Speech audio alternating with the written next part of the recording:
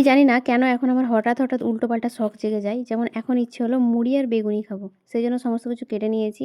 না, কাঁচা বেগুন খাবো না। ওইটাকে আমি এখন বেগুনি করব। এইদিকে শসা পেঁয়াজ কেটে নিয়েছি, এদিকে বেসনও আমি রেডি করে নিয়েছি। মা এদিকে বানাচ্ছে সয়াবিনের তরকারি। এটা রাত্রে বেলার। ঘড়িতে এখন ওই ৭টার মতো বাজছে। আমার হঠাৎ মনে হলো যে একটু বেগুনি খাই। কে আর বানিয়ে দেবে? তাই এখন নিজেই লেগে পড়েছি। এখন মাকে বলা যাবে না, মা মেরেই ফেলবে আমাকে। কত মাস মানে বছর পর যে আমি এই টাইমে মুড়ি খাচ্ছি সে আমি নিজেও জানি না। আমার মনেও নেই। আগে ছোট্টবেলায় মুড়ি খেতাম এই টাইমটাতে। মানে সন্ধ্যাবেলাতে। কিন্তু এখন আর এত কিছু খাবার বেরিয়ে যাওয়াতে মুড়ি পুরো চাপায় পড়ে গেছে। অনেকগুলো বেগুন কাটা হয়ে গেছে। এতগুলো হয়তো আমি খেতেই পারবো না।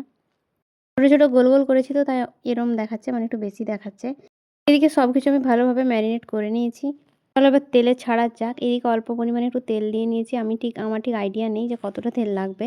তাও মোটামুটি দিয়েছি। এইবার এগুলো তেলে ছাড়ার পালা।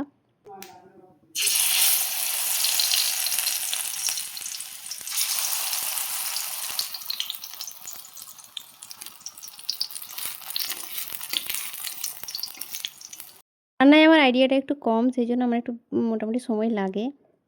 কয়েকটা আমার ভাজা হয়েও গেছে। এই দুটো হলেই শেষ। শেষ না, আরও দুটো আছে। চলো সবগুলো ভেজে নিই, তারপর তোমাদের সাথে আসছি আবার।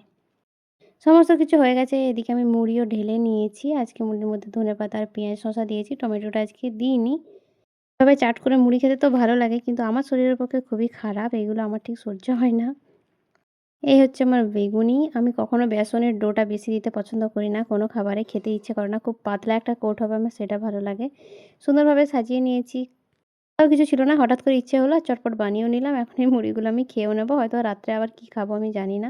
এইগুলো আমার পেটে ঢোকার পর বোধহয় আর কিছু ঢুকবেও না পেটে। বেশ সুন্দর লাল করে ভেজে নিয়েছি। চলো তাহলে আজকের ভিডিও এখানে রাখি। দেখা হচ্ছে পরে কোনো ব্লগে। টাটা।